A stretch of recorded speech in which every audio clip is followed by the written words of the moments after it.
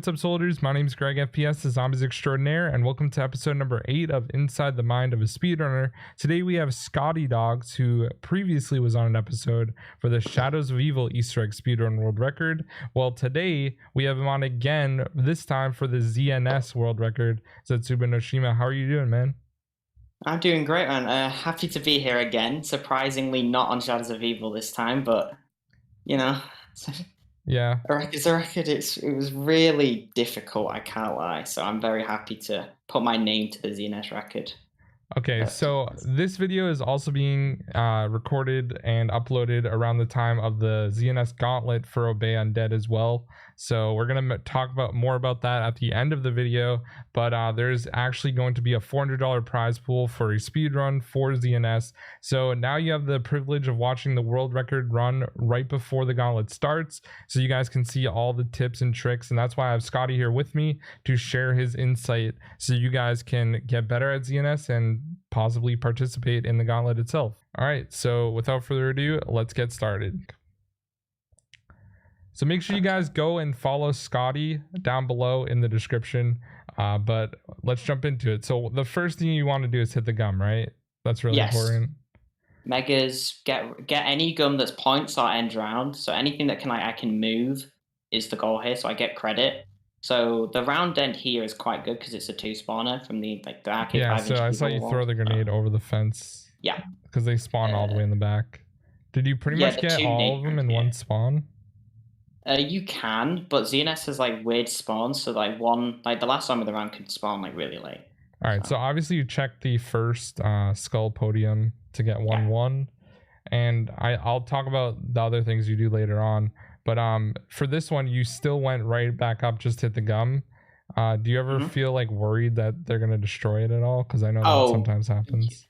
I have a play where I do 2 actions at once. You see how I pop 2 credits and throw a nade? It kind of is the time for the spawns is perfect to that grenade throw. So they'll be at the skull when the grenade pops. So most of the time, and I say that because sometimes it does break, it will just be surviving. Yeah, so you have to completely restart the run if it messes up because you have to go another round and all that. Essentially, which is definitely a pain. Nuke for the round then as well. That's really nice. So yeah, this is a good start so far. Yeah, it seems like a good no start. complaints. So the weird thing that I wasn't sure of, I figured you would have went back or checked the next podium right away, but instead you decide to go turn on power in the lab.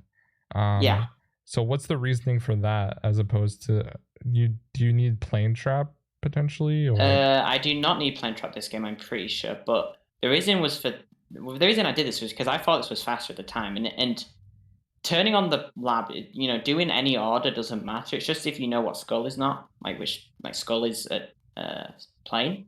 So yeah. So I see you use the Varick site on the HK or HVK. Yeah. To see my favorite trick. Yeah, to see the podium all the way down at the docks. Yeah. So without it, it's a 50-50. It saves so many runs, and you do lose time. There is a more optimal way of checking, but it's a guarantee that you know what skulls are where. So if I want to go to bottom skull instead of docks, I can, and I have that little bit of wiggle room. And I think it's so nice on ZNS, especially, which it is a buggy map, so some things can go wrong at skulls. So just have the assurance to know that nothing will go wrong is really nice, especially with challenges. Yeah. So is that the one you always take third? It's the quickest to the power, which is the best, but there is a problem with 5 heads and at docks. So the thrashers can spawn outside of the area and die. So you won't be able to get your challenge finish. But to circumvent that, we go to bottom, which is a little bit slower, but you get a run. And at this time, me and the players who are running were just focused on beating the time because we knew with previous runs that we could be really quick with the route. So it wasn't so much how far behind I am. It's more just can I get a run and finish it. So you always get the thrashers in the 3rd lockdown, correct? So that's why you get to decide where. You get 1 at 4th, which is not amazing. You can maybe get 2, but you guarantee infinite spawns at the thrashers at 3rd if you don't bug out the skull. But you can't prevent it really, other than not doing docks. Okay. But yeah. So you're gonna go back after that next one. And obviously, if you have plane trap, I don't know if that's still a challenge that's highly sought after. You would use the plane Oh trap yeah. while doing that lockdown. Plane, there's 3 challenges you really want is spiders, 5 heads, and plane for the top. And any of them, spiders is the worst, but 5 heads and plane can be done quickly and easy. And it's like, it's not too much of an inconvenience going away because mutating is all RNG. And these are like, well, like I class challenges based on like how much RNG they are, and them 2 challenges that just have 0 RNG. So they're perfect for speedrunning.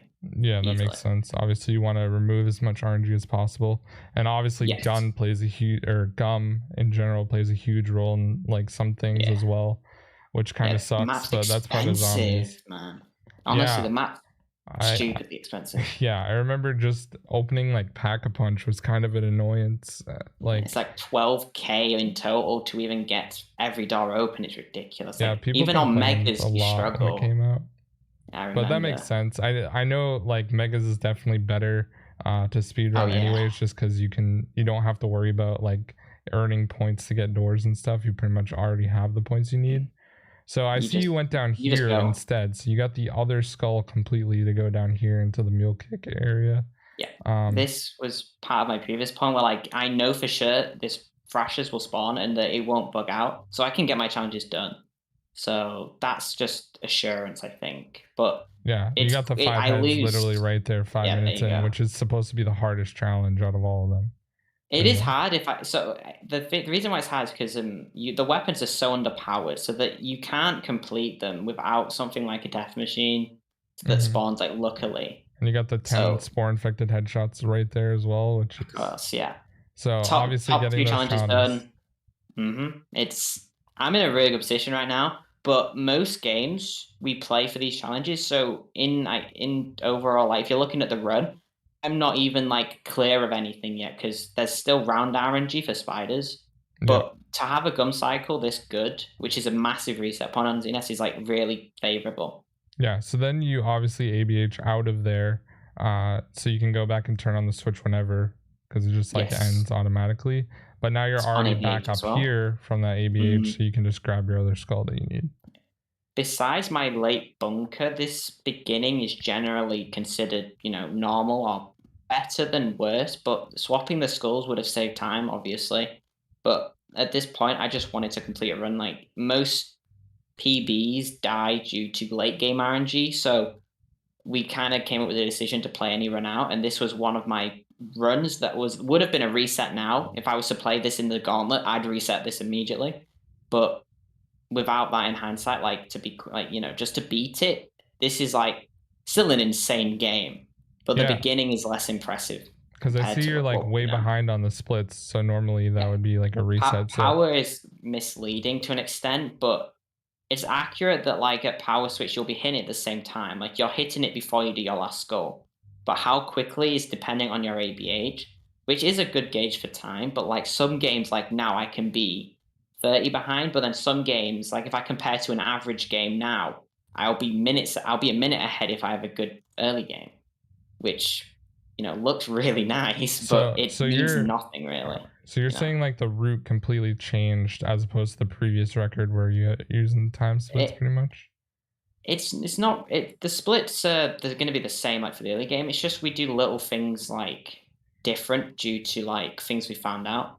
Like order of like skulls is more important now because you can save a minute in the beginning by just swapping the order of the order of the skull and maybe getting better gum cycle in the beginning. But most of the changes happened in late game compared to Earthamon's game, which was the previous record. So when they come up, I'll explain them the reason they're better. But this is kind of like a standard opening, just a little bit slower, but still on pace. So you came out here to grab the green vial for the KT4, obviously. Green can only spawn 1 round after power switch, so getting it on 5 is really good. And that getting it green then is based on spider RNG because it can be 5, 6, or 7. And if I got 5 spiders, I couldn't get green. So then I don't get KT till later, which is an L. So this was good. So what round, like, do you specifically want round 6 spiders? Is that? Yes. Okay, so that's the ideal scenario. I'll explain the benefits of it when it happens because you'll be able to see it. But generally I get early green, and that means that I can get a KT on 6 basically if I wanted to, but we get it on 7 and water the plants and shoot them like once because it's the quickest because rewatching slow. Yeah. But yeah, anyway, this skull lockdown, I think people know it's a pattern. You can just pre-shoot spawns if you know the pattern. So it's like, yeah, and they only take one bullet. They're like already 1 health or whatever. Round 1 HP. Yeah. Pretty nice. All right, so you're like zooming back, trying to use the RK5. I don't know. I'm trying to get this round a little bit thin. I want it to be like ideally I want to end the round in the cave, so you'll see I do that. But yeah, so coming up now is poster. Yeah, basically. So I noticed you do that like through the wall basically for purple water. I didn't even know that was a thing until I watched it. Yeah, the range is generous. Like you can go pretty far, but I was trying to get what we call a infinite skull. It's not really infinite, but you save your durability on your first use. So that instead of having 40 in my skull now, I'd have about 90. So I can use the skull to end round here. But sadly, I didn't get it in my run. But all future runs should use it because we found a semi-consistent setup for it. And at the time, it was kind of like we knew we could do it, but like not entirely sure how type thing. So how exactly do you do it now?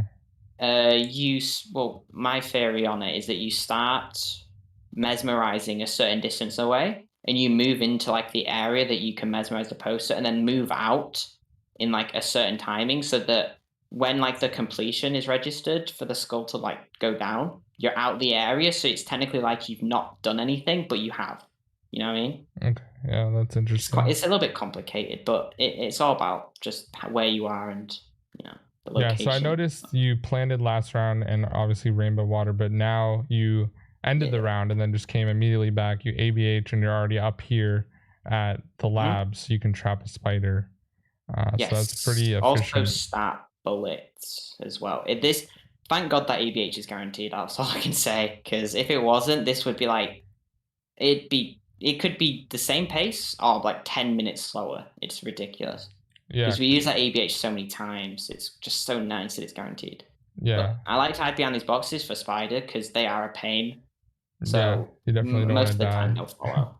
That too. Like I can't lie, I have thrown 2 games that's better pace than this that I just get trapped by spiders and like I didn't handle it well. So take every precaution because they are scary on this map. Like it's not no joke. Like scarier than thrashers most times, honestly. Yeah, so you obviously trapped it and now you're gonna plant like 3 bullets, right? Yes. Or 3 potential bullets, yeah. Yeah. So I know you have to use blue water. Do you just shoot it once with the KT4 at the end, or? Yeah. So the reason we push around here is so that we can water at the beginning of this round, like for 7. We could go get KT now, but then we'd have to end round and then come back and shoot because you'd be doing the same amount of shots, but like it's not like it's low odds, but it's not impossible odds, especially with 3 bullets. If you had 2, it would be very unlikely. But with 3, you have like 3 low odd chances. So it's like just spinning the dice 3 times, and it's like a 1 to 10, and you're trying to guess the number on like out of the 10 times, like once on one of the 3, and then you're fine. Yeah, because I remember like when this map came out, everyone was saying you had to shoot each round the plant with the KT4. Yeah, that's a guarantee. That's the only way that guarantees it. Every other way is not a guarantee. Gotcha. So once again, you ABH up there, yeah. So why do you not get the cog there? Just because you don't have electricity? I do not have lightning yet. Okay, yeah. My bomb challenge isn't done. We call them. It's the same plan, which means it's a control. So I could control the lightning timing. So lightning strikes a minute exactly after you trigger your last challenge, and coincidentally, a minute is usually from cave where we water rainbow. It's about a minute to the altar from cave if we don't like dilly dally or anything. So it's such a good timing. So if I get it immediately, then I save so much time just overall. I'm kind of interested why it's better to water the other plants and then get rainbow water again, because that feels like it wastes time, but then you're building the KT4 at the same time. It's all about going back and forth, I feel, because if you watch on the same round, we've had this problem before where, like, if you start blue and rainbow on the same round, you have to go back and forth watering every round. But if you water rainbow twice first and then blue twice, you don't go back and forth between, because you've already watered rainbow twice on 6, but blue once. So you're not going back to water rainbow and blue. So getting that last challenge, water the same plant 3 times, is obviously ideal because you obviously already need it for the rainbow water. For the strategy I'm using, I like to call this bug strategy because it's nicer for RNG, but it's not the quickest route on ZNS, because you can play 5 spores and trigger challenges on round 6 and get lightning after that, which would be way quicker, but it's not as consistent for runs, which was the main goal when we ran, was to find consistent runs just to beat the time. So you grabbed it and AVH immediately, and you're already up there. So now you're going to do spider, I'm assuming? No, spider comes a little bit later. I'm trying to. I have lightning coming in about 15 seconds, maybe 10 seconds. Oh yeah, you're timing so it. I need. Yeah. Yes. So I noticed you're watering and shooting at the same time to hope to get it. It comes out next round, but I have to water and shoot them this round, and this is the most convenient way of doing it. Because a lot of ZNS, if you're not careful, is a lot of double backing, but this route is really convenient because you limit the amount of double backing you do. Yeah.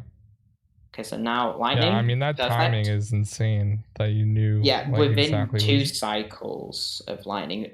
A cycle's like every 5 seconds, I like to say, and it can strike within 30 seconds of the minute countdown. And I got it really early, which is really nice. Like, my beginning was bad, like overall, but my ending is very good. Like it's uncomparable because it's so good. Like the timing and everything, like a single segment from KT to elevator is probably one of the best so far. I think Jack might have a closer, better one, but it's like ridiculous to compare. Yeah. So that's the reason why this runs record, honestly. I can't lie. So you got the other vial there. And now you need to go back and get lightning again, right? For the zip line? Yes. It's about a minute time, like a minute cooldown before lightning can strike again. So I try and fin round. And this can kill runs. Like if you lose 2 50-second like times, it can kill your run. Yeah. So me getting it now is so good, because then I can just nuke. I don't end round, but last is really close, so it's fine. But now I want to check my bullet plan to see if I get. Yeah, so you obviously end the round there. And it's a world record run, so of course I get obviously got it, yeah. You don't even need to open the other ones. Something I found that's really weird in my run, I had this twice in 2 of my runs. All my plants were spotty, which means that given the odds, it would be a 50-50 for me to get a bullet out of the spotty plant 3 times. So I'm very likely to get it. But to get a spotty, it's a 1 out of 3, which is like really brutal in terms of odds. So most runs end right there. But now I'm using the rain on spider. It's so insanely the quick. death machine. It just instantly just gone. And you just keep it already aimed at where his mouth is going to be. Yeah. The attack does the same thing. There's a little bit of like movement upwards, but it's very minimal. You'll kill him before he does anything that's like hard to track, so he's just instantly dead. All right, so you got the venom there. Tooth. Yes. Or the tooth from the spider. So don't get why it was fine. Nice on classics, low key. It's really nice. It's free, so a lot of people like to do the spider boss after you already have 4 perks. You can get an extra one. Ooh, I didn't know that. But so now, obviously, you already had it. So yeah. Have you ever use melee? Sorry, I need to preface this. You need to use melee to drop down. I get asked this all the time. Don't spam your controller with every button input, please. It's melee. There's a lot of questions about that. And also, have I died? I've never died on solo, but on co-op, it's very likely that you will die because it's it's hard to see. It's easier to do from the bottom on co-op, I think, for sure. Yeah, because you instantly melee, you just go 3, 2, 1 and slam, Yeah, which is very nice. I've been But meleeed not the way off now. into the water. I've meleed other I've people seen off the into the clip. water. I've seen the Yeah, clip I on. got trolled before. I mean, this. It is a troll, but assuming you have people that are like nosy and nest, it rarely happens. Yeah, so I noticed you're opening that up, and there's another spot you can do up here as well, anyways, for max ammo. But now you're shooting down the plane, and Plane all RNG. So that coming then, it's a cycle of like 140 to about 240. So I have a minute window, and getting it then is just like perfect timing. Yeah, because like, you want to finish the boss or finish the spider boss, and then you go get the Masamune, and then you're pretty much ready for that. Is there how long is like the window where you can shoot the plane down? It's very generous. Like the plane could be right above the bullet, like the bullet shooter thing. I can't recall it, and it would still register as an input. The worst thing is doing it before you can actually shoot it, because like that's hard to tell. So it's better late than like later. Early. Yeah, that's what I usually say to people if they struggle, later rather than earlier. But elevator split is a bit late, but that's because I missed split because I was so nervous. Yeah, so, I mean, this is honestly really fast anyways, though. Like, you shot it down, got the cog, and boom, you're ready for the boss fight. Yeah, this is it. ZNS is one of the only maps. Origins is quite similar, where like there's so much prep to get the KT, and as soon as you get it, the run's done within 6 minutes. Like your run is, you're in the boss. Origins with the staffs. Like once you get all the staffs placed or whatever, then it's like done basically. 6 minutes till the end. It's all so overwhelming. So like when you run, you feel the tension. Like I've told us a lot of people, but ZNS is one of the only runs I've ever played where like I'm generally like I'm terrified in the boss, because I'm like anything can go wrong right now. Like a Thrasher can just kill me, a spider can block me. It's like it's one of the hardest boss fights, but it's the easiest. You know what I mean? Yeah. I've seen a lot of people just spam the Masamune like at the ground, so anything that like runs through it dies. Is that, do you decide just running around is safer, or? It's all personal preference. I like to take wide angles and take the Thrashers, like keep them at like a distance at all time. But killing them immediately is also viable because you can kill, like you can shoot him quicker. It's like I have to get kind of lucky with Thrashers. Yeah. If you know, if I'm like wrong, like if I take the wrong turn and he opens it up and I lose like 5 seconds, it's not great, which happens in the run, I think. But first phase is usually a cakewalk for everyone. It's only 2 Thrashers, I think, on the map, and there's 1 Thrasher plus for each hand. So like it gets a little bit hectic at the end, but generally it's manageable. Yeah, there's no secret to this really. Just run in a circle. That's how I feel. Yeah. So you can run under the hand, just not when it's like slams down, because I noticed you went under it a couple times. What I found out from Bug actually is that the hand doesn't actually damage you. I don't think. I was surprised because I was. It does if you get slapped like in the middle. I've died from it before. If you're right at the tip of the claw, it does. Okay. But if you're like, you stay like how I'm running around it now, and how it slammed, I take no damage, and I was like so surprised. So it's just the end of it basically that can actually hurt you. Yeah, like the nothing bit that slips. Like that gets a bit tight. Because Thrashers are really next to I feel like a lot of people didn't know that, because like you definitely went under it like basically as it was slamming that last circle around. So it's not the whole vine, it's just the ending, which was like knowing that I can run through, because I wouldn't dare do it, and I could die a few times because like I chose to like take a tighter angle. Yeah, but you have to like keep running around, because you definitely don't want the Thrashers next to you the whole time. So for sure, if you cut back, you're basically dead, because they can like swipe you right away. Yeah, this is just me. I got a bit bored low-key in this boss, so I was just like shooting to kind of keep myself entertained for a bit. But I think on the final phase, if you can clear the floor right as he opens his head, you don't waste time like running around a bit, because you could miss it. And then like that was because right now I'm not the best at gauging my pace on ZNS, so I don't know quite if I'm gonna beat record or what. So I'm counting in my head, am I beating it? And I see it right there, and I'm like, I've done it.